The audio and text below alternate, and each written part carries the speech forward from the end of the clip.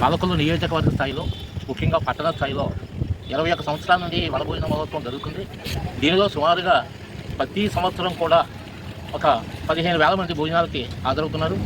ఈ భోజనాలు ఒకటే కాకుండా ఇది ఒక గెట్ టుగెదర్గా, కేవలం కార్తీక మాస భోజనాలే కాకుండా గెట్ టుగెదర్గా ఏర్పాటు చేయడం జరుగుతుంది. దీనిలో స్త్రీలకు ప్రత్యేకమైనటువంటి కార్యక్రమాలు, అనేక కార్యక్రమాలు అక్కడ వాళ్ళకి పోటీలు, తర్వాత అనేక రకాలైనటువంటి ఇవన్నీ కూడా జరుగుతాయి. వాళ్ళకి కొన్ని ఈ సంవత్సరం కొన్ని బంగారు నాణ్యాలు, వెండి నాణ్యాలు కూడా లాటరీ ద్వారా అందజేయడం జరుగుతుంది. అలాగే మరి యూత్ అందరికీ కూడా ఇక్కడ రాక్షస ప్రోగ్రామాలన్నీ కూడా చాలా ఘనంగా జరుగుతున్నాయి. అలాగే ఇక్కడ ప్రత్యేకంగా పిల్లల కోసం రంగురత్నం ఇంకా చాలా ఒక రకరకాలైనటువంటి 10 రకాల ఐటమ్స్ అక్కడ ఏర్పాటు చేయడం జరుగుతుంది. అలాగే ఇక్కడ ఉండేటువంటి స్టాల్స్ కూడా ఏర్పాటు చేస్తున్నాం. స్టాల్స్లో అనేక మంది వాళ్ళ యొక్క పబ్లిసిటీ ఇచ్చుకోవడానికి కానీ, లేకపోతే వాళ్ళ యొక్క ప్రకటనలు చేసుకోవడానికి కూడా ఒక 10-15 స్టాల్స్ కూడా ఏర్పాటు చేయడం జరుగుతుంది. దీని అంతటిగా కూడా ఈ కన్వెన్షన్ ఉన్నటువంటి దేవరం సురేష్ వాళ్ళ ఫ్యామిలీ అంతా కూడా బాగా సహకరిస్తున్నారు.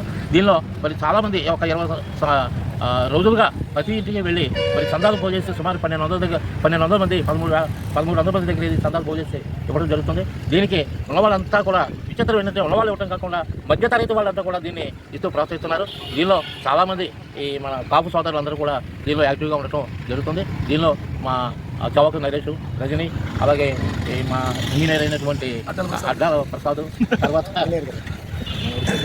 కేవలం మోహన్, ఇంకా రంగారావు, తర్వాత దేవుడు రంగారావు గారు,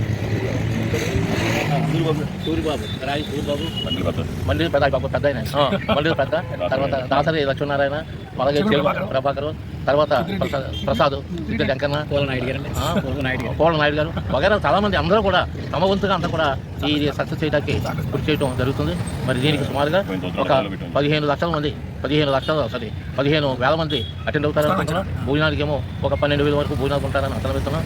అంటే కాపులందరికీ కూడా సమైక్యపరిచి వ్యాపారముఖంగా ఉండేలాగా ఒక గెట్ టుగెదర్ ఉద్దేశంలో ఏర్పాటు చేయడం జరుగుతుంది. దీనికి బస్సు సౌకర్యం ఏర్పాటు చేసాం. ప్రతి ప్రాంతం నుండి కూడా ఇటు కొంటేరు, అడవిపాలెం, కాదా, అలాగే ఇటు పోలపల్లి, అలాగే ఉలంపరు, ఇతర గ్రామాల నుంచి కూడా కాపు సోదరులందరూ వచ్చేలాగా ఇక్కడ బస్సులు ఏర్పాటు చేయడం జరుగుతుంది. అంచేత ఏంటంటే మేము మంచి స్థాయిలో జరిగేలాగా ఇక్కడ ఏర్పాటు చేయడం జరుగుతుంది. సుమారుగా గతంలో 15 లక్షల రూపాయలతోటి గతంలో చేసాం. ఈ పట్ల ఎస్టిమేషన్ ఇంకా పెరగచ్చు. మరి అది అయితే కానీ మేము అది ఖచ్చితమైనటువంటి ఇది చెప్తాం.